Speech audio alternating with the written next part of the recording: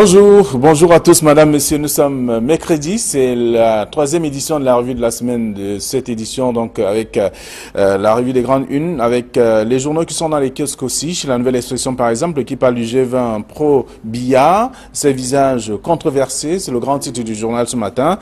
Ils sont signataires d'une lettre de soutien à la candidature de celui qui se bat contre vents et marées pour tenir son engagement d'être au soir de son séjour au palais d'Etoudi, celui qui aura donc apporté la démocratie et même la prospérité à son pays. C'est à lire dans le dossier de la page 5 à la page 8 de La Nouvelle Expression ce matin. Le même journal parle également du Nord-Ouest avec un soldat poursuivi pour viol. À Bamenda, une enquête est donc ouverte sur un caporal accusé d'agression sexuelle après notamment la diffusion d'une vidéo montrant une jeune femme qui dit avoir été donc violée par ces derniers. C'est en page 2 de La Nouvelle Expression également ce matin. Le même journal parle aussi de l'invité Jean Djega. Je ne suis pas candidat parce que mes frères et sœurs des régions du Nord-Ouest et du Sud-Ouest et même de l'extrême Nord souffrent, donc raison pour laquelle il n'est pas candidat cette année. Souvenez-vous qu'il était donc candidat en 2011. Il a animé en tout cas la scène politique comme bien d'autres aussi qui étaient donc candidats à cette élection présidentielle à cette époque également. Campagne électorale, le RDPC mise en accusation. C'est ce qu'on lit également dans le journal ce matin. Une ONG dénonce des pontes du régime qui usent d'ailleurs des stratagèmes pour forcer des jeunes à quitter leur parti politique. C'est en page 3 du journal La Nouvelle Expression de ce jour. Et puis toujours dans les kiosques ce matin, on va découvrir au Info Matin qui s'intéresse à la crise anglophone. L'Église catholique prise donc à son propre piège.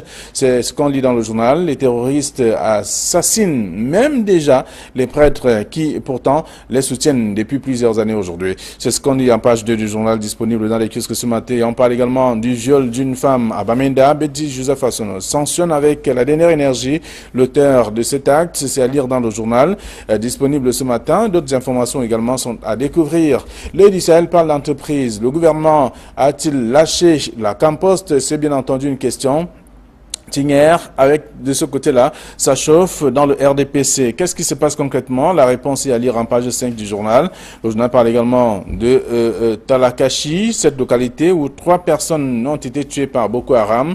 C'est une information que l'on découvre également dans le journal en page 3 de ce numéro. Dans les kiosques également, comme bien d'autres aussi. Toujours dans les kiosques, on va retrouver le quotidien de l'économie qui s'intéresse également à ces directeurs généraux des sociétés d'État à redéployer. C'est à lire dans le journal, tout un dossier également à découvrir dans le numéro de ce matin avec d'autres informations aussi donc le journal est dans les kiosques. Le journal Le Messager parle notamment de l'après 12 ans.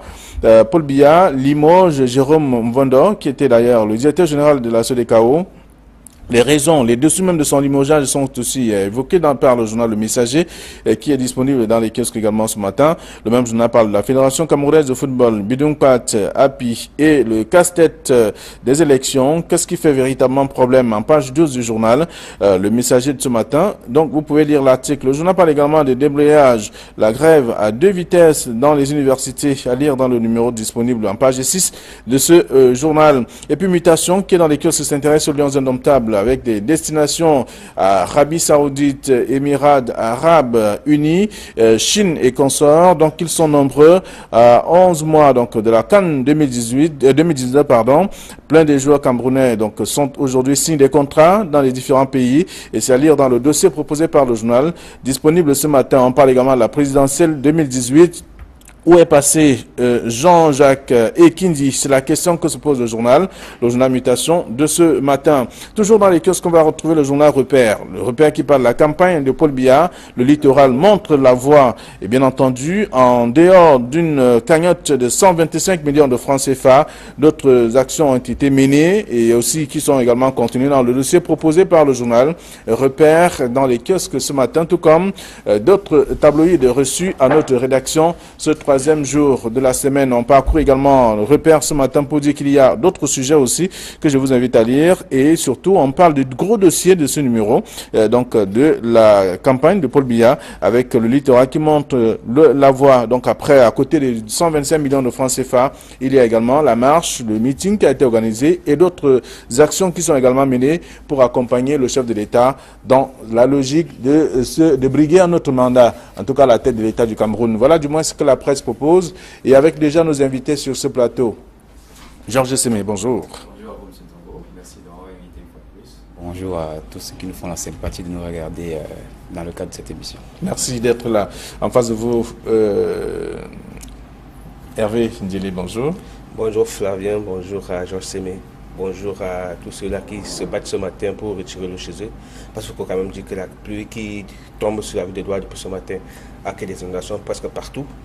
Pour ceux qui habitent des quartiers difficiles comme nous, vous pouvez imaginer que là-bas c'est plus grave. Ou encore ceux qui sont du côté des Balais, pas trop loin des industries dépassées du Cameroun, sans publicité, ou encore du côté des sables.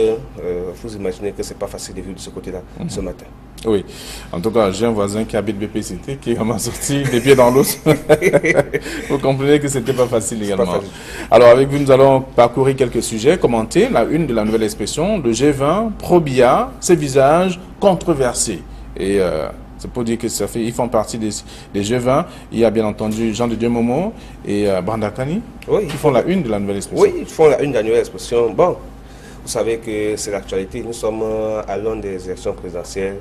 Et la nouvelle expression revient sur ce G20 qui a décidé unanimement de soutenir le candidat Paul Biya. Pourtant, on croyait qu'il devait s'allier plutôt au parti d'opposition qui voudrait justement gagner les élections depuis au moins 1992, qu'on a commencé ce processus électoral chez nous. Malheureusement, on est plutôt surpris que ceux-là décident de se rallier au candidat du RDPC. Et du coup, ça crée une suspicion, ça crée des interrogations. Et la nouvelle expression revient là-dessus pour comprendre les raisons qui ont motivé tous ces 20 responsables des partis politiques dites de l'opposition à pouvoir soutenir la candidature du président Paul Biya. Et pour découvrir dans les colonnes que ceux-là pensent que le chef de l'État, 36 ans après, est toujours l'homme qu'il faut à la tête du Cameroun. Parce que, disent-ils, c'est l'homme du renouveau, c'est lui qui va ramener la paix. Le meilleur risque. Le meilleur risque, comme le disent. Pourtant, quand on essaie d'évaluer, de jeter un regard rétrospectif sur le Cameroun, on constate que les choses vont de mal en pis. Et du coup, on peut s'inquiéter. Bon, c'est leur choix. Et on leur accorde, on espère tout simplement qu'ils auront raison. Même si on sait qu'une voix est toujours importante dans le cadre des élections. Je suis sûr que c'est RDPC qui doit être content. Parce que je vous rappelle que depuis qu'ils ont fait cette sortie, leur vie a comme basculé, ils ont un autre statut et du coup ils ne sont plus vus le même regard qu'on les porte aujourd'hui. Parce que beaucoup les considèrent comme des traîtres. Et c'est sur les plateaux d'Equinox Télévision qu'on ne peut citer Equinox Soir ou Maître Moumoua est revenu là-dessus, n'a pas supporté qu'on peut se poser ce type de questions parce qu'en réalité, ils sont engagés dans le mouvement politique en apportant avec eux la confiance de certains Camerounais et en apportant avec eux beaucoup de Camerounais qui leur ont fait confiance et qui ont sacrifié beaucoup de choses pour eux. Mais au moment de faire cette signature, ils cherchaient à soutenir le candidat RDPC. On ne sait pas s'ils ont demandé l'assentiment de tous ceux-là qui ont choisi de les soutenir. Il y a ceux qui pensent que seuls les imbéciles ne changent pas. Donc, ils peuvent également changer selon les contextes. Quelqu'un l'a dit. De toute façon. Alors, là, est-ce que le titre de la nouvelle expression dérange ces visages controversés, parlant du G20 Pro-Biya?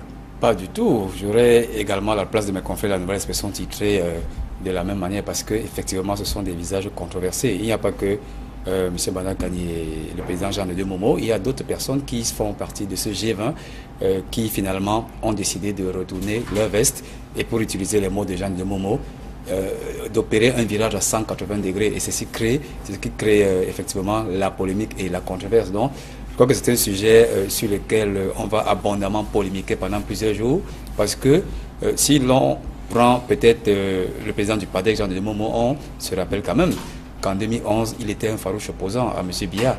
Et tout le monde se souvient qu'il avait lancé sa campagne présidentielle sur les terres de M. Biya en Vomeka. Lui-même, il a dit il y a quelques jours lors du meeting du RDPC qui s'est tenu à Douala, il a dit mot pour mot que lui, il a chassé le président Biya sur ses terres.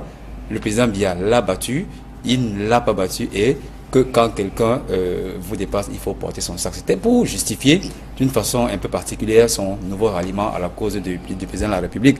Mais il y a d'autres causes, celle de la préservation de la paix et de l'intégrité du territoire national en rapport avec les multiples crises qui sévissent au Cameroun. Et il y a cette petite phrase qui m'a tout à fait intéressé, une curieuse phrase qui m'a intéressé d'ailleurs, c'est celle de M. Bapolipo qui a dit qu'on ne change pas un chef d'armée lorsque l'armée est en guerre. Donc, personnellement, je pense qu'ils ont politiquement le droit de s'allier à qui ils veulent, mais lorsqu'on se souvient quand même qu'à une certaine époque, ils tenaient un certain discours, c'est totalement de se décrédibiliser que de changer, de retourner sa veste, quels que soient les arguments que vous présentez. Et je crois que M. Jean de Dieu Momo le vit de sa chair, parce que je l'ai écouté dire qu'il était attaqué de toutes parts et que sa famille était même menacée. Donc je pense que c'est Jean de Dieu Momo est présenté ici par la nouvelle expression comme étant le défenseur des hérités qui a finalement succombé à la flatterie du monde. Du monstre. Écoutez, c'est une terminologie assez dure quand même, parce que j'ai approché M. Jean de Momo, il a dit qu'il n'a pas payé de l'argent et qui n'a pas au départ voulu que cette coalition se mette sur pied, parce qu'il a entrepris une démarche auprès du ministre de l'administration territoriale lui disant qu'il ne voudrait pas être de connivence avec ces personnes qui ne connaissaient pas et à qui on voudrait qu'ils se rallient pour soutenir le président de la République. Mais finalement, il a cédé et moi je crois que c'est de son droit de le faire, mais il y a des conséquences palpables maintenant sur sa carrière politique et sur sa vie personnelle. Je crois qu'il a dit plusieurs fois, il est attaqué de toutes parts, il est traité de fingon, de traître, et maintenant c'est sa famille qui est mise en danger. Donc je crois que après ce ralliement pro-Biya, peut-être on aura cette fois-ci les conséquences de cet engagement. Elles peuvent être négatives comme elles peuvent être positives parce que après avoir rallié le parti au pouvoir, il pourrait être nommé quelque part. Négatives parce que ça risque de lui briser toute une carrière politique d'une personne, d'un homme politique qu'on a connu opposant et qui, pour des raisons saugrenues, devient aujourd'hui un allié du pouvoir. Alors, donc on peut parler comme les autres également qui estiment que hier, c'était des farouches opposants. Aujourd'hui, ils sont des alliés donc du parti au pouvoir. Ils veulent accompagner le chef de l'État. Est-ce que il y a une différence entre le chef de l'État et le RDPC? Non, non. entre Paul Biya et le RDPC, je voulais dire. La différence n'est que sémantique. La différence n'est pas réaliste. On peut utiliser des expressions et des mots pour le dire. Quand on ne soutient pas le RDPC, c'est pas bien qu'on soutient. Mais sauf qu'il y a une autre chose, c'est que le président Paul Biya est le candidat du RDPC. Donc vous ne pouvez pas ne pas soutenir le RDPC quand vous soutenez le président Paul Biya. Donc vraiment, même sur le plan sémantique, on ne peut pas s'en sortir au niveau de l'analyse. Donc, comme le disait Jean Semé, ils sont libres de choisir de s'allier à qui ils veulent. Alors, ils disent que ça dépend des contextes. En 2011, c'était un contexte, et cette fois, c'est un autre contexte. Donc, ils sont obligés, ils peuvent changer. Ils sont mouvants, de toute façon, on va le dire. Oui, bon, ils peuvent être mouvants, c'est selon. Sauf qu'ils oublient une chose. Je pense qu'après avoir posé les actes qu'ils ont posés, et après le déferlement des critiques qui sont en train de tomber sur eux aujourd'hui, je pense qu'ils ont pris conscience du poids politique qu'ils représentaient. Et davantage, Maître Momo, qui avant de s'engager en politique était considéré comme l'avocat des sans-voix. On l'a vu se mouiller, pied et tête pour défendre les 9 disparus de Bipanda sans le moindre copec à ses frais. Je pense qu'il a été un brillant avocat que tout le monde a apprécié. On ne va pas éternellement dire que non, c'est pour dire que vous avez, quand vous avez une image que vous avez construite, c'est ça qu'il s'agit. Quand vous avez construit votre réputation quelque part et que vous avez l'aura par rapport à ça, peut-être qu'il doutait de ce qu'il était hier. De ce qu'il était encore, peut-être pour lui, n'était rien d'autre qu'un simple président d'un parti politique qui a de la peine à s'implanter sur l'ensemble du territoire national. Parce qu'il faut quand même reconnaître que j'étais en pleine campagne avec notre Momo quand il a lancé sa campagne. Pas en Bormeka, dans la ville de Douala, au moins, on a sonné presque tous les coins de la ville de Douala en 2011. Quand il lançait son fameux projet qui devait transformer le cours d'eau qui traverse le Vouri, en traversant par le Ngonga, jusqu'à Douala 5, jusqu'à Bonamou Sadi là-bas, un il a voulu mettre les bateaux taxis. Il appelle ça les bateaux mouches. Il appelle ce projet bateau mouche. Comme ça, on va permettre d'éviter l'embouteillage. On pourra partir du fleuve Vouri pour arriver à Bonamou Sadi plus facilement en bateau mouche. Et ça ferait que Douala soit qu'on ne souffre plus de problèmes d'embouteillage. Je pense bien que savoir. Ce projet que nous avons vanté tant dans les médias, parce que c'est quand même un projet futuriste que nous avons apprécié, Non, c'était le projet de l'époque. C'était le projet de... Oui, c'est ce que a dit, mais sauf que je pense que quand on s'inscrit, quand on est parti pour l'opposition, on s'inscrit dans la durée. Ce n'est pas la marchandise qu'on va marcher le marché. On dit que ok, c'est saisonnier. Non. Et je pense que ce n'est pas saisonnier. Les idées peuvent changer, sauf que pour améliorer ce qui est déjà fait. Pas que pour dire qu'on ne le fera plus. Non, au contraire. Bon, c'est son choix. Donc, c'est notre opinion là-dessus. Bon, sauf que la presse revient là-dessus en disant que bon, les gens sont déçus. Imaginez, les visages controversés. Oui, de toute façon, nous allons quand même un fief qui est reconnu à Douala 5e. Toute la zone de Makepe Misoke jusqu'à Dokbon, Zachman, autres, pour aller au l'hôpital général, c'était un fief qui est reconnu. Il avait quand même, sur le plan électoral, quand même plus de 5000 personnes qui ont voté pour lui aux élections présidentielles. Donc, du coup, vous imaginez que la déception, et sur les réseaux sociaux, je vous rappelle qu'il ne s'en sort pas. Très bien. Donc, c'est un dossier à lire de la page 5 à la page 8 ce matin. Ce visage controversé parlant du G20 Pro-BIA, c'est à lire et pour comprendre davantage. Alors, toujours dans le même journal, on va parler du Nord-Ouest avec un soldat poursuivi pour viol à Bamenda. C'est une enquête qui a révélé en tout cas qu'un caporal accusé d'agression sexuelle après cette vidéo qui a circulé également sur les réseaux sociaux. Donc une jeune femme qui dit avoir été violée par le caporal en question. Un soldat de première classe. Et ce n'est pas une jeune femme, c'est une jeune fille puisqu'elle est âgée de 17 ans. Nous avons vu tous la vidéo qui a été tournée en boucle dans les réseaux sociaux. Et je crois que ça vient rajouter un sentiment de suspicion qui était déjà tombé sur notre grande muette qui est quand même en campagne de sécurisation du côté Amnesty International le dénonçait déjà. Voilà, Amnesty International le dénonçait, Human Rights Watch le faisait également, et des organisations de la société civile camerounaise l'ont fait il y a quelques jours. Et je disais que ça achète encore ce sentiment de suspicion au sein de notre grande muette qui était déjà éclaboussé par certains scandales, dont le plus récent est cette vidéo où on voyait des éléments de nos forces armées, des présumés éléments de nos forces armées en train d'exécuter 2 femmes et 2 enfants. Heureusement que cette fois-ci, le ministre de la Défense a pris très vite ses responsabilités en suspendant le soldat de première classe Mbita, qui a été arrêté par la gendarmerie et immédiatement traduit devant le tribunal militaire de Bamenda. Ça pose toutefois une question, celle de la discipline de nos effectifs que nous envoyons sur le terrain. Est-ce que il y a ce fil d'Ariane qui devrait exister entre la hiérarchie militaire et les troupes sur le terrain? On espère qu'il n'est pas de la promotion 2015. Je ne sais pas, je n'ai pas encore approfondi mes enquêtes là-dessus.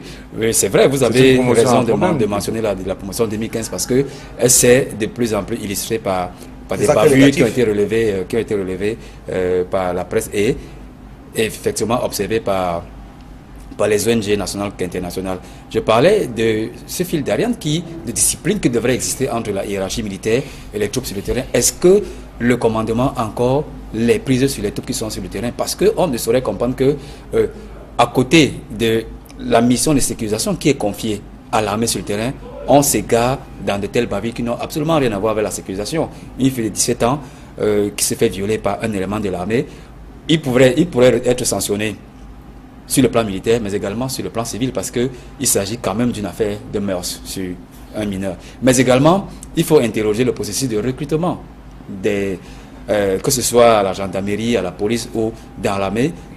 Sur quelle base recrute-t-on nos éléments, que ce soit dans la gendarmerie, dans l'armée? Est-ce que ce n'est pas tard de poser cette question? Ce n'est pas tard de le poser, puisque les recrutements se font encore jusqu'aujourd'hui. Donc, je crois qu'il faut revenir à une certaine orthodoxie qui veut que lorsqu'on opère un recrutement au sein de nos corps habillés, qu'on s'appuie sur des critères objectifs et très rigoureux pour qu'on n'arrive plus à ce type de dérapage qui déshonore tout à fait notre armée et tous les corps habillés. Et vous savez que les organisations internationales sont toujours là pour veiller au petit grain en critiquant la méthode controversée de notre armée. Et comme je le disais, heureusement que le ministre de la Défense a très vite réagi afin d'enlever de la troupe ce commandant, ce soldat de première classe. Très bien. Alors, donc, un soldat poursuivi pour viol, c'est ce que dit la nouvelle expression dans le Nord-Ouest. Et Info Matin qui parle de Joseph Bétia Assouma qui sanctionne avec la dernière énergie ce dernier. Oui, il faut sanctionner. Il faut sanctionner parce que vous savez, on a beau mettre sur pied les mesures qu'il faut.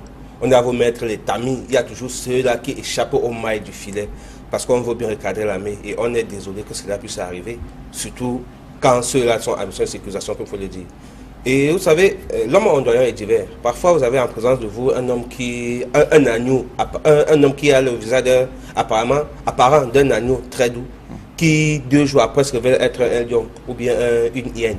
Vous imaginez que c'est un danger. Et je pense que les textes, la discipline militaire est là pour recadrer cela. Heureusement que le MINDEF a rapidement sévi pour amener les uns et les autres à l'ordre. Et seulement, il ne faudrait pas s'arrêter à ce niveau.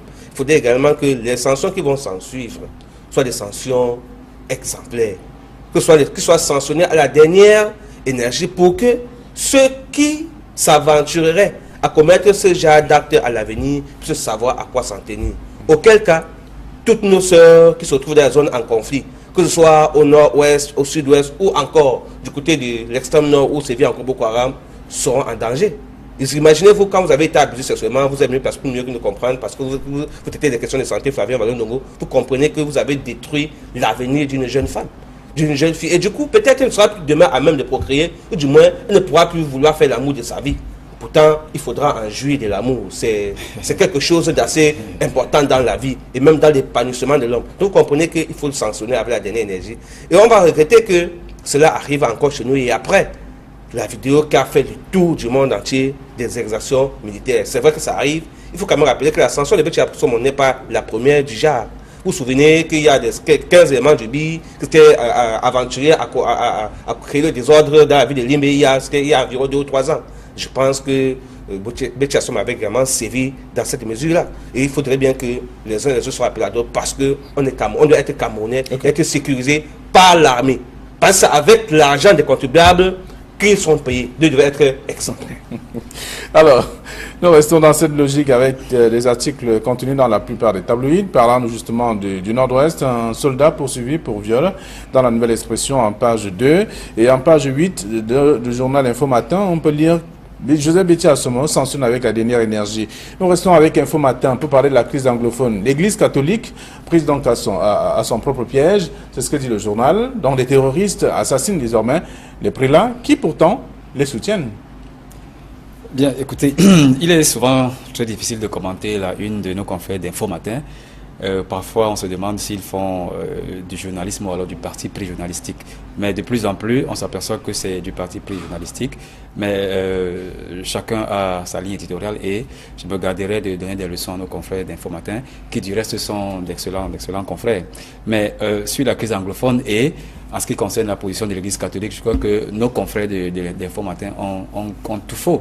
L'Église catholique n'a jamais pris un parti, n'a jamais pris fait et cause pour les sécessionnistes. Mais ils ont parfois relevé les exactions qui sont à mettre au passif de l'armée et parfois même à mettre au passif des sécessionnistes. Ils l'ont relevé maintes fois et ils ont appelé la partie gouvernementale à rechercher à chaque fois la paix. Ça ne veut pas dire que l'Église catholique a pris fait et cause pour la sécession. Donc, à ce niveau de jugement, je pense que nos confrères n'ont pas la bonne information. C'est vrai que dans ce type de guerre, on assassine qui on veut. Cette fois-ci, on a assassiné un prêtre du nom du curé de la paroisse de Bomaka, qui a été tué. Mais jusqu'aujourd'hui, je crois qu'on ne sait pas qui a perpétré cet acte. Parce qu'il a été pris entre deux feux. Il y avait des tirs, un affrontement entre les loyalistes et les sécessionnistes, et c'est entre ces deux feux qu'il a perdu malheureusement la mort. Je crois qu'une enquête est en cours pour déterminer sous les balles de qui il a été tué, mais nos confrères ne peuvent pas dire que les sionistes tuent maintenant les prêtres, alors que ce sont ces prêtres qui représentent l'Église catholique qui prenaient fait des causes pour eux. C'est une façon, c'est un glissement hasardeux qui a évité dans l'exercice de notre profession journalistique. Alors, donc, c'est ce qu'on peut lire dans le journal ce matin. L'Église catholique, donc, qui a des soucis désormais dans les régions anglophones, notamment dans le sud-ouest, avec cet assassinat d'un prélat. Il faut quand même relever que depuis le début de cette crise, ce n'est pas la première fois que l'Église catholique est en crise. Vous vous souvenez vous-même que dans la ville du Nord-Ouest, on a incendié les écoles catholiques. On a même demandé aux parents de venir, on a demandé, intimé l'ordre de fermer, alors que l'école se poursuivait, encore. On était encore en pleine rentrée scolaire. Quand ils sont obligés beaucoup d'instituts privés catholiques de ce côté-là ont été attaqués et ont même fermé les portes. plusieurs parents ont fait ramener leurs enfants dans la ville de Douala pour des mesures sécuritaires parce qu'ils étaient menacés effectivement par ceux-là qui se revendiquent du camp des sécessionnistes.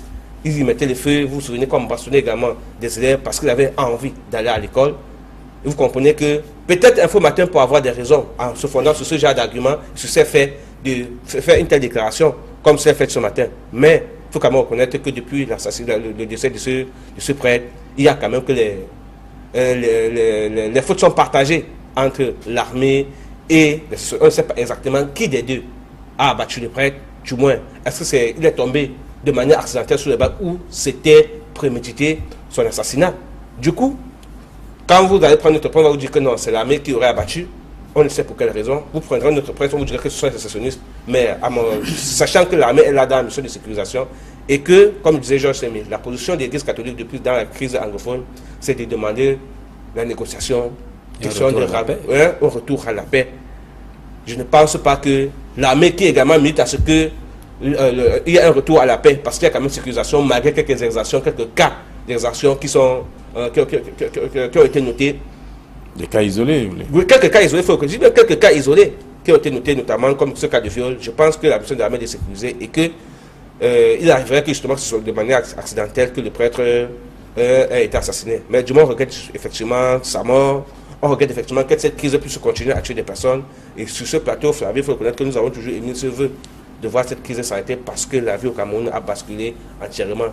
Et les conséquences sont graves, très graves d'ailleurs. Sur tous les plans de toute façon. Sur tous les plans, il faut le reconnaître. Très bien. Alors donc c'est la une du journal Info Matin, crise anglophone, l'église catholique prise à son propre piège, c'est ce qu'on dit en page 2. Alors autre chose, c'est le Messager qui parle de Paul Biya qui limoge Jérôme Vondo. Limogé, c'est pas fort, hein? Il a quand même passé 12 ans à la tête de la SODECAO. Oui, M. Jérôme Vondo a été effectivement remplacé hier par un autre. Mais le Messager parle de limoger. Bien sûr, c'est une autre façon de décrire cette décision présidentielle, mais je pense que après 13 ans de bons et loyaux services rendus à la SODECAO, il méritait quand même ce repos, même s'il faut décrier que dans le régime du renouveau, on observe de plus en plus ces directeurs généraux qui passent plus de 10 ans à un poste sans qu'ils ne soient reconduits.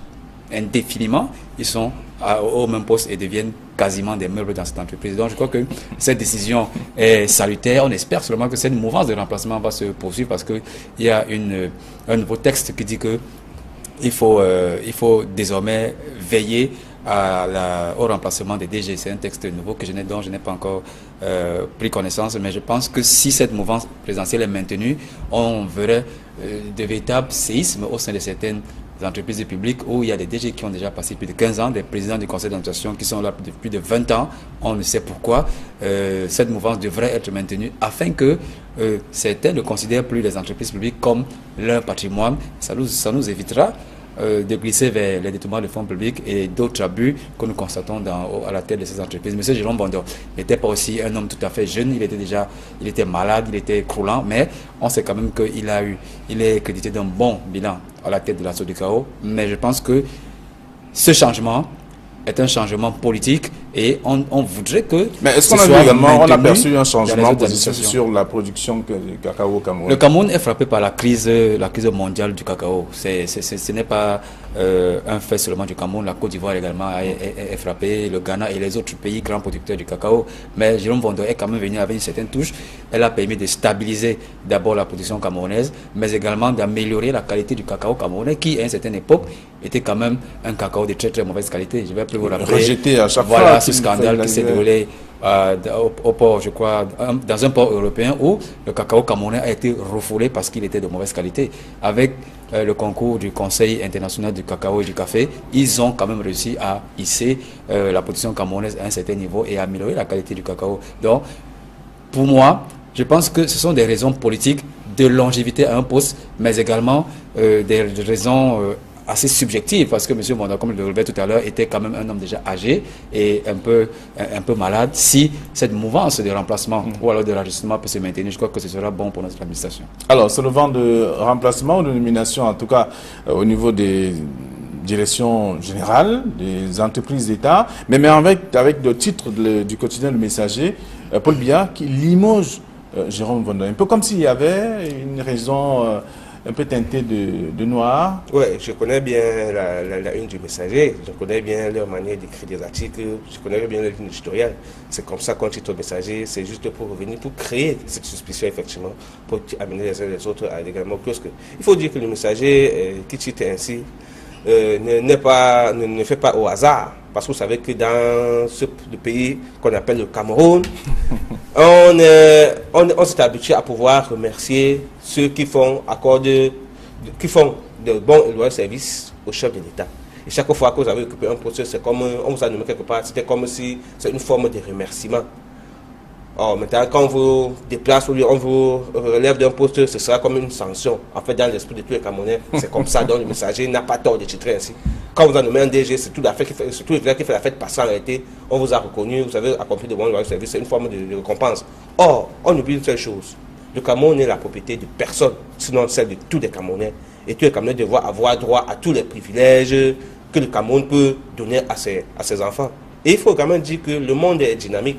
Si nous avons le jour et la nuit, la pluie, le soleil, il faudrait également que cela arrive à tous les niveaux de la vie, y compris les différents postes que nous avons. Aujourd'hui, c'est Jérôme Vonder qui était pendant 13 ans, et c'est d'ailleurs beaucoup, parce qu'il faudrait que nos administrations puissent être dynamiques. Celui qui va arriver va apporter seulement un nouveau vent, qu'il soit positif ou négatif. Dans tous les cas, la vie n'est pas toujours positive, il faut le connaître. Il y a également du sucré salé pimenté partout. Donc, c'est également ça qu'il doit avoir au niveau de nos administrations. C'est vraiment un nouveau vent. Je pense qu'il a fait son temps. Et heureusement que Georges me vient de briefer de manière rapide son bilan assez élogieux, assez nouveau. Il était temps certainement qu'il laisse sa place à d'autres, certainement pour continuer la politique que lui il a implémentée, ou du moins pour apporter une nouvelle politique, question de permettre que la Sud du Cameroun puisse avoir un nouveau visage. Très bien.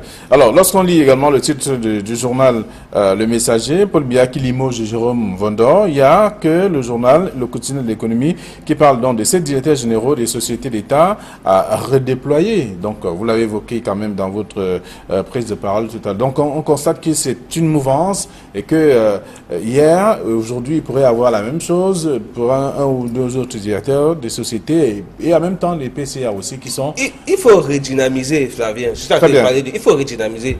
Tout n'est pas statique. Le monde lui-même est dynamique. Pourquoi pas le Cameroun et dans les différents postes occupés par les différents responsables? Peut-être que l'expérience peut être prêtée ailleurs pour servir d'exemple. On ne sait jamais. N'oublions pas qu'il y a un directeur général qui est ministre. D'accord. Allez, bonne journée à vous, mesdames, messieurs. Donc, demain, nous serons là. Il sera 9h30.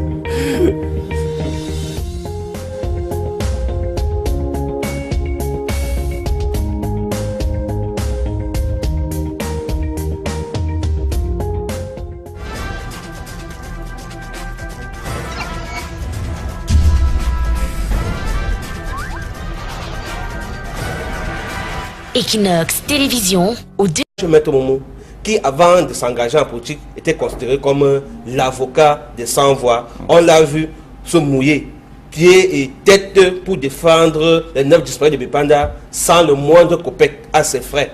Je pense qu'il a été un brillant avocat que tout le monde a apprécié. On ne va pas éternellement vivre que de... Non, c'est pour dire que vous savez, quand vous avez une image que vous avez construite, c'est ça qu'il s'agit. Quand vous avez construit votre réputation quelque part et que vous avez l'aura par rapport à ça, peut-être qu'il doutait de ce qu'il était hier, de ce qu'il était encore. Peut-être pour lui, il n'était rien d'autre qu'un simple président d'un parti politique qui a de la peine à s'implanter sur l'ensemble du territoire national. Parce qu'il faut quand même reconnaître que j'étais en pleine campagne avec Momoka quand il a lancé sa campagne. Pas en Momoka, dans la ville de Douala, au moins, on a sonné presque tous les coins de la ville de Douala en 2011.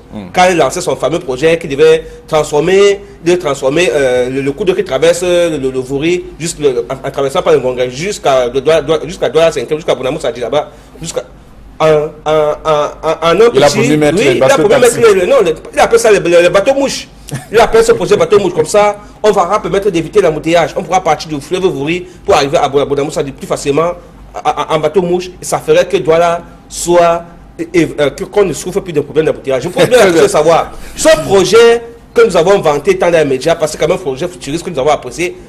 Non, c'était le projet de l'époque. C'était le projet de... Oui, c'est ce qu'il a fait dire, mais sauf que je pense que quand on s'inscrit, quand on est parti pour l'opposition, on s'inscrit dans la durée. Ce n'est pas la marchandise qu'on va marcher le marché. On dit que ok, c'est saisonnier. Non. Je pense que ce n'est pas saisonnier. Les idées peuvent changer, sauf que pour améliorer ce qui est déjà fait.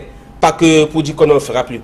Non, au contraire. Bon, c'est son choix. Donc, c'est notre opinion là-dessus. Bon, sauf que la presse revient là-dessus en disant que bon, les gens sont déçus. Imaginez, Motomo qui avait un fief. Les visages controversés, Oui, de toute façon. je vais finir en disant que Motomo avait quand même un fief qui est reconnu à Douala 5e. Toute la zone de Makepe Misoke jusqu'à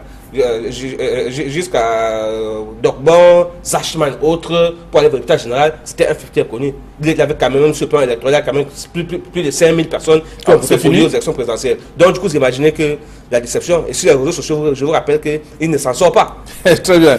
Donc, c'est un dossier à lire de la page 5 à la page 8 ce matin. Ce visage controversé parlant du G20 Pro-BIA, c'est à lire et pour comprendre davantage. Alors, toujours dans le même journal, on va parler du Nord-Ouest avec un soldat poursuivi pour viol à Bamenda. C'est une enquête qui a révélé en tout cas qu'un caporal accusé d'agression sexuelle après cette vidéo qui a circulé également sur les réseaux sociaux. Donc une jeune femme qui dit avoir été violée par le caporal en question.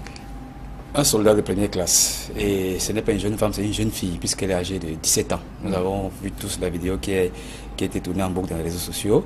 Et je crois que ça vient rajouter un sentiment de suspicion qui était déjà tombé sur notre grande muette qui est quand même en campagne de sécurisation du côté Amnesty International le dénonçait déjà. Voilà, Amnesty International le dénonçait, Human Rights Watch le faisait également, et des organisations de la société civile camerounaise l'ont fait il y a quelques jours. Et je disais que ça jette encore ce sentiment de suspicion au sein de notre grande muette qui était déjà éclaboussée par certains scandales, dont le plus récent est cette vidéo où on voyait des éléments de nos forces armées, des présumés éléments de nos forces armées en train d'exécuter 2 femmes et 2 enfants. Heureusement que cette fois-ci, le ministre de la Défense a pris très vite ses responsabilités en suspendant le soldat de première classe Mbita, qui a été arrêté par la gendarmerie et immédiatement traduit devant le tribunal militaire de Bamenda. Ça pose toutefois une question, celle de la discipline de nos effectifs que nous envoyons sur le terrain. Est-ce que il y a ce fil d'Ariane qui devrait exister entre la hiérarchie militaire et les troupes. On espère qu'il n'est pas de la promotion 2015. Je ne sais pas, je n'ai pas encore approfondi mes enquêtes là-dessus. C'est vrai, vous avez raison de mentionner la promotion 2015 parce que elle s'est de plus en plus illustrée par des bavures qui ont été relevées par la presse et effectivement observées par les ONG nationales qu'internationales. Je parlais de ce fil d'Ariane qui... On va retrouver le journal Repère. Le Repère qui parle de la campagne de Paul Biya. Le littoral montre la voie. Et bien entendu, en dehors d'une cagnotte de 125 millions de francs CFA, d'autres actions ont été menées et aussi qui sont également contenues dans le dossier proposé par le journal Repère dans les kiosques ce matin, tout comme d'autres tabloïds reçus à notre rédaction ce 3e jour de la semaine. On parcourt également le Repère ce matin pour dire qu'il y a d'autres sujets aussi que je vous invite à lire et surtout on parle du gros dossier de ce numéro donc de la campagne de Paul Biya avec le littoral qui montre la voie. Donc après, à côté des 125 millions de francs CFA, il y a également la marche, le meeting qui a été organisé et d'autres actions qui sont également menées pour accompagner le chef de l'État dans la logique de briguer un autre mandat, en tout cas la tête de l'État du Cameroun. Voilà du moins ce que la presse propose et avec déjà nos invités sur ce plateau.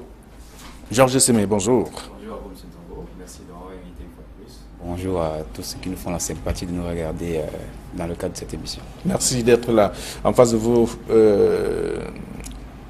Hervé Ndjele, bonjour. Bonjour Flavien, bonjour à Georges Semé. Bonjour à tous ceux-là qui se battent ce matin pour retirer l'eau chez eux. Parce qu'il faut quand même dire que la pluie qui tombe sur la ville de Douala depuis ce matin a créé des inondations presque partout. Pour ceux qui habitent des quartiers difficiles comme nous, vous pouvez imaginer que là-bas c'est plus grave. Ou encore ceux qui sont du côté de Balé, pas trop loin des industries dépassées du Cameroun, sans publicité, ou encore du côté des sables. Vous imaginez que c'est pas facile de vivre de ce côté-là ce matin. Oui, en tout cas, j'ai un voisin qui habite BPCT qui m'a sorti les pieds dans l'eau. Vous comprenez que c'était pas facile également. Pas facile. Alors avec vous, nous allons parcourir quelques sujets, commenter la une de la nouvelle expression, le G20 Pro-Biya, ses visages controversés. Et c'est pour dire que ils font partie des G20. Il y a bien entendu Jean de Dieu Momo et Bandakani qui font la une de la nouvelle expression. Oui, ils font la une de la nouvelle expression. Bon, vous savez que c'est l'actualité. Nous sommes à l'onde des élections présidentielles. Et la nouvelle expression revient sur ce G20 qui a décidé unanimement de soutenir le candidat Paul Biya. Pourtant, on croyait qu'il devait s'allier comme tout devait s'allier plutôt au parti d'opposition qui voudrait justement gagner les élections depuis au moins 1992, qu'on a commencé ce processus électoral chez nous. Malheureusement, on est plutôt surpris que ceux-là décident de se rallier au candidat du RDPC. Et du coup, ça crée une suspicion, ça crée des interrogations. Et la nouvelle expression revient là-dessus pour comprendre les raisons qui ont motivé tous ces différents 20 responsables des partis politiques dites de l'opposition à pouvoir soutenir la candidature du président Paul Biya. Et vous pourrez découvrir dans les colonnes que ceux-là pensent que le chef de l'État, 36 ans après, est toujours l'homme qu'il faut à la tête du Cameroun. Parce que, disent-ils, c'est l'homme du renouveau, c'est lui qui va ramener la paix. Le meilleur risque. Le meilleur risque, comme le disent. Pourtant, quand on essaie d'évaluer, jeter un regard rétrospectif sur le Cameroun, on constate que les choses vont de mal en pis. Et du coup, on peut s'inquiéter. Bon, c'est leur choix. Et on leur accorde, on espère tout simplement qu'ils auront raison. Même si on sait qu'une voix est toujours importante dans le cadre des élections. Je suis sûr que c'est RDPC qui doit être content. Parce que je vous rappelle que depuis qu'ils ont fait cette sortie, leur vie a comme basculé, ils ont un autre statut et du coup, ils ne sont plus le même regard qu'on les porte aujourd'hui. Parce que beaucoup les considèrent comme des traîtres. Et c'est sur les plateaux d'Equinox Télévision qu'on ne peut pas citer Equinox Soir ou Maître Moumoua est revenu là-dessus, n'a pas supporté qu'on peut se poser ce type de questions parce qu'en réalité, ils sont engagés dans le mouvement politique en emportant avec eux la confiance de certains Camerounais et en apportant avec eux beaucoup de Camerounais qui leur ont fait confiance et qui ont sacrifié beaucoup de choses pour eux. Mais au moment de faire cette signature, ils cherchaient à soutenir le candidat RDPC. On ne sait pas s'ils ont demandé l'assentiment de tous ceux-là qui ont choisi de les soutenir. Il y a ceux qui pensent que seuls les imbéciles ne changent pas. Donc, ils peuvent également changer selon les contextes, quelqu'un l'a dit. De toute façon, alors là, est-ce que le titre de la nouvelle expression dérange ces visages controversés, parlant du G20 Pro-Biya?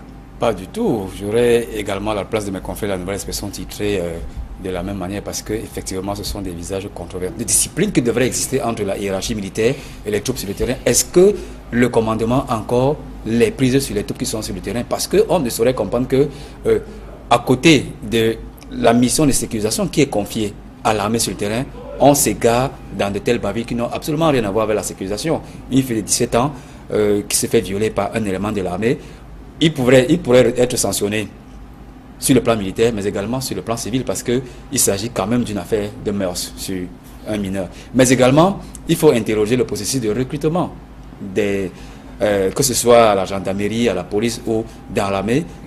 Sur quelle base recrute-t-on nos éléments, que ce soit dans la gendarmerie, dans Est-ce que c'est pas tard de poser cette question? Ce n'est pas tard de le poser, puisque les recrutements se font encore jusqu'aujourd'hui. Donc, je crois qu'il faut revenir à une certaine orthodoxie qui veut que lorsqu'on opère un recrutement au sein de nos corps habillés, qu'on s'appuie sur des critères objectifs et très rigoureux pour qu'on n'arrive plus à ce type de dérapage qui déshonore tout à fait notre armée et tous les corps habillés. Et vous savez que les organisations internationales sont toujours là pour veiller au petit grain en critiquant la méthode controversée de notre armée. Et comme je le disais, heureusement que le ministre de la Défense a très vite réagi afin d'enlever de la troupe ce commandant, ce soldat de première classe. Très bien. Alors, donc, un soldat poursuivi donc, pour viol, c'est ce que dit la nouvelle expression dans le Nord-Ouest. Et Info Matin qui parle de José Béti Assouma qui sanctionne avec la dernière énergie ces derniers. Oui, il faut sanctionner. Il faut sanctionner parce que vous savez, on a beau mettre sur pied les mesures qu'il faut. On a beau mettre les tamis, il y a toujours ceux-là qui échappent aux mailles du filet parce qu'on veut bien recadrer l'armée et on est désolé que cela puisse arriver, surtout quand ceux-là sont en mission de sécurisation, comme il faut le dire. Et vous savez, l'homme ondoyant est divers. Parfois, vous avez en présence de vous un homme un agneau, un homme qui a le visage apparent d'un agneau très doux, qui 2 jours après se révèle être un lion ou bien une hyène. Vous imaginez que c'est un danger. Et je pense que les textes, la discipline militaire est là pour recadrer cela. Heureusement que le MINDEF a rapidement sévi pour amener les uns et les autres à l'ordre. Et seulement, il ne faudrait pas s'arrêter à ce niveau. Il faudrait également que les sanctions qui vont s'en suivre soient des sanctions exemplaires. Que soient sanctionnés à la dernière énergie pour que ceux qui s'aventureraient à commettre ce genre d'actes à l'avenir, puissent savoir à quoi s'en tenir. Auquel cas, toutes nos sœurs qui se trouvent dans la zone en conflit, que ce soit au nord-ouest, au sud-ouest ou encore du côté de l'extrême nord où sévit encore Boko Haram, seront en danger. Imaginez-vous, quand vous avez été abusé sexuellement, vous êtes mieux parce que mieux que nous comprendre, parce que vous traitez des questions de santé, Flavien Valon-Nongo, vous comprenez que vous avez détruit l'avenir d'une jeune femme, d'une jeune fille. Et du coup, peut-être elle ne sera plus demain à même de procréer, ou du moins, elle ne pourra plus vouloir faire l'amour de sa vie. Pourtant, il faudra en jouir de l'amour. C'est quelque chose d'assez important dans la vie et même dans l'épanouissement de l'homme. Donc, vous comprenez qu'il faut le sanctionner avec la dernière énergie. Et on va regretter que cela arrive encore chez nous. Et après, la vidéo qui a fait le tour du monde entier des exactions militaires. C'est vrai que ça arrive. Il faut quand même rappeler que l'ascension de Béthio Assomo n'est pas la première du genre. Vous vous souvenez qu'il y a 15 éléments du BI qui étaient aventurés à créer le désordre dans la ville de Limbe il y a environ 2 ou 3 ans. Je pense que Béthio Assomo avait également sévi dans cette mesure-là. Et il faudrait bien que les uns et les autres soient appelés à d'autres parce qu'on doit être Camerounais, être sécurisé par l'armée. Parce qu'avec l'argent des contribuables qu'ils sont payés, ils devraient être exemplaires. Alors, nous restons dans cette logique avec des articles contenus dans la plupart des tabloïds, parlant justement du Nord-Ouest, un soldat poursuivi pour viol, dans la nouvelle expression en page 2. Et en page 8 du journal Info Matin, on peut lire Joseph Béthio Assomo sanctionne avec la dernière énergie. Nous restons avec Info Matin pour parler de la crise anglophone. L'Église catholique prise donc à son propre piège, c'est ce que dit le journal, dont les terroristes assassinent désormais les prélats qui pourtant les soutiennent. Bien, écoutez, il est souvent très difficile de commenter la une de nos confrères d'Info Matin. Parfois, on se demande s'ils font du journalisme ou alors du parti pris journalistique.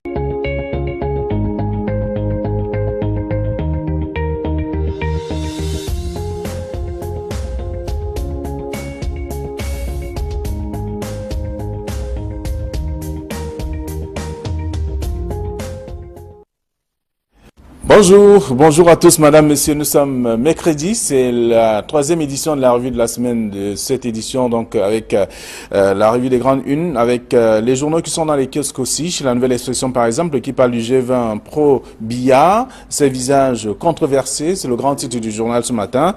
Ils sont signataires d'une lettre de soutien à la candidature de celui qui se bat contre vents et marées pour tenir son engagement d'être au soir de son séjour au palais d'Etoudi, celui qui aura donc apporté la démocratie et même la prospérité à son pays.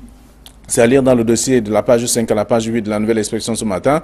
Le même journal parle également du Nord-Ouest avec un soldat poursuivi pour viol. À Bamenda, une enquête est donc ouverte sur un caporal accusé d'agression sexuelle après notamment la diffusion d'une vidéo montrant une jeune femme qui dit avoir été donc violée par ces derniers. C'est en page 2 de la Nouvelle Expression également ce matin.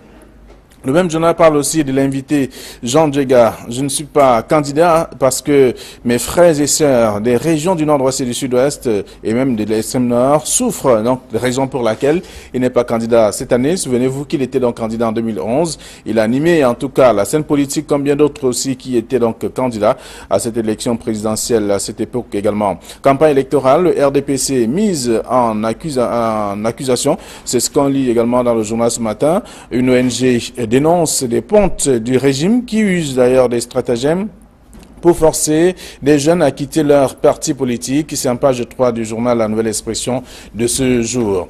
Et puis toujours dans les kiosques ce matin, on va découvrir au Info Matin qui s'intéresse à la crise anglophone. L'Église catholique prise donc à son propre piège.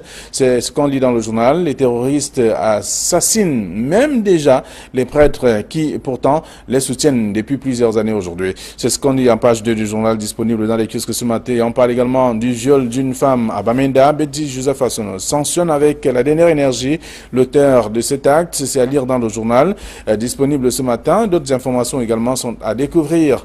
L'Œil du Sahel parle d'entreprise. Le gouvernement a-t-il lâché la Campost? C'est bien entendu une question. Tigner, avec de ce côté-là, ça chauffe dans le RDPC. Qu'est-ce qui se passe concrètement? La réponse est à lire en page 5 du journal. Le journal parle également de Talakashi, cette localité où 3 personnes ont été tuées par Boko Haram.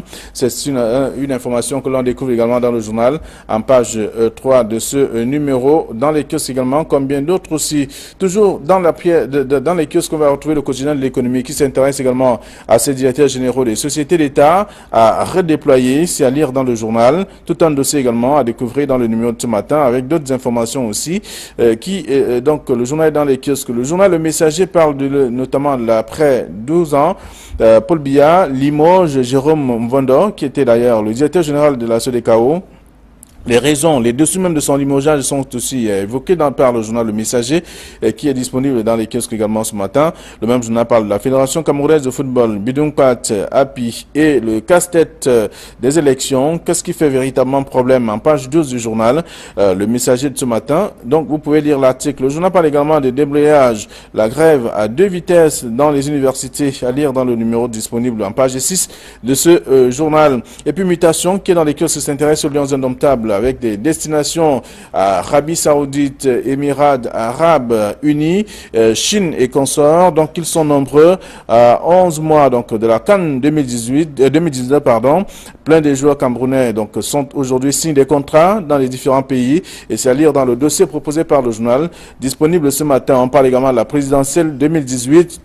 Où est passé Jean-Jacques Ekindi? C'est la question que se pose le journal Mutation de ce matin. Toujours dans les kiosques. Il n'y a pas que M. Banda Kani et le président Jean de Momo. Il y a d'autres personnes qui font partie de ce G20 qui finalement ont décidé de retourner leur veste et pour utiliser les mots de Jean de Momo, d'opérer un virage à 180 degrés. Et c'est ce qui crée effectivement la polémique et la controverse. Donc, je crois que c'est un sujet sur lequel on va abondamment polémiquer pendant plusieurs jours parce que si l'on prend peut-être le président du PADEC, Jean de Momo, on se rappelle quand même qu'en 2011, il était un farouche opposant à M. Biya.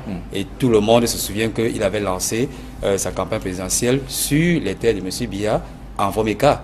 Lui-même, il a dit il y a quelques jours lors du meeting du RDPC qui s'est tenu à Douala, il a dit mot pour mot que lui, il a chassé le président Biya sur ses terres.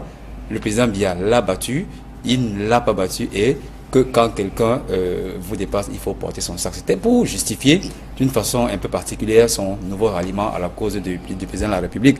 Mais il y a d'autres causes, celle de la préservation de la paix et de l'intégrité du territoire national en rapport avec les multiples crises qui sévissent au Cameroun. Et il y a cette petite phrase qui m'a tout à fait intéressé, une curieuse phrase qui m'a intéressé d'ailleurs, c'est celle de M. Bapolipo qui a dit qu'on ne change pas un chef d'armée lorsque l'armée est en guerre. Donc, personnellement, je pense qu'ils ont politiquement le droit de s'allier à qui ils veulent, mais lorsqu'on se souvient quand même qu'à une certaine époque, ils tenaient un certain discours, c'est totalement de se décrédibiliser que de changer, de retourner sa veste, quels que soient les arguments que vous présentez. Et je crois que M. Jean de Momo le vit de sa chair parce que je l'ai écouté dire qu'il était attaqué de toutes parts et que sa famille était même menacée. Donc je pense que c'est Jean de Momo est présenté ici par la nouvelle expression comme étant le défenseur des hérités qui a finalement succombé à la flatterie du monstre. Écoutez, c'est une terminologie assez dure quand même parce que j'ai approché M. Jean de Momo, il a dit qu'il n'a pas pris de l'argent et qui n'a pas au départ voulu que cette coalition se mette sur pied parce qu'il a entrepris une démarche auprès du ministre de l'administration territoriale lui disant qu'il ne voudrait pas être de connivence avec ces personnes qui ne connaissaient pas et à qui on voudrait qu'ils se rallient pour soutenir le président de la République. Mais finalement, il a cédé et moi je crois que c'est de son droit de le faire, mais il y a des conséquences palpables maintenant sur sa carrière politique et sur sa vie personnelle. Je crois qu'il a dit plusieurs fois, il est attaqué de toutes parts, il est traité de fingon, de traître, et maintenant c'est sa famille qui est mise en danger. Donc je crois que après ce ralliement pro-Biya, peut-être on aura cette fois-ci les conséquences de cet engagement. Elles peuvent être négatives comme elles peuvent être positives parce que après avoir rallié le parti au pouvoir, il pourrait être nommé quelque part. Négatives parce que ça risque de lui briser toute une carrière politique d'une personne, d'un homme politique qu'on a connu opposant et qui, pour des raisons saugrenues, devient aujourd'hui un allié du pouvoir. Alors, donc on peut parler comme les autres également qui estiment que hier, c'était des farouches opposants. Aujourd'hui, ils sont des alliés donc du parti au pouvoir. Ils veulent accompagner le chef de l'État. Est-ce que il y a une différence entre le chef de l'État et le RDPC? Non. Non. entre Paul Biya et le RDPC, la différence n'est que sémantique. La différence n'est pas réaliste. On peut utiliser des expressions et des mots pour le dire, qu'on ne soutient pas le RDPC, c'est Paul Biya qu'on soutient, mais sauf qu'il y a une autre chose, c'est que le président Paul Biya est le candidat du RDPC. Donc vous ne pouvez pas ne pas soutenir le RDPC quand vous soutenez le président Paul Biya. Donc vraiment, même ce plan sémantique, on ne peut pas s'en sortir au niveau de l'analyse. Donc, comme le disait Jean Stéphane, ils sont libres de choisir de s'allier à qui ils veulent. Alors, ils disent que ça dépend des contextes. En 2011, c'était un contexte, et cette fois, c'est un autre contexte, donc ils sont obligés, ils peuvent changer, ils sont mouvants de toute façon, on va le dire. Oui, bon, ils peuvent être mouvants, c'est selon, sauf qu'ils oublient une chose. Je pense qu'après avoir posé l'acte qu'ils ont posé, et après le déferlement des critiques qui sont en train de tomber sur eux aujourd'hui, je pense qu'ils ont pris conscience du poids politique qu'ils représentaient. Et davantage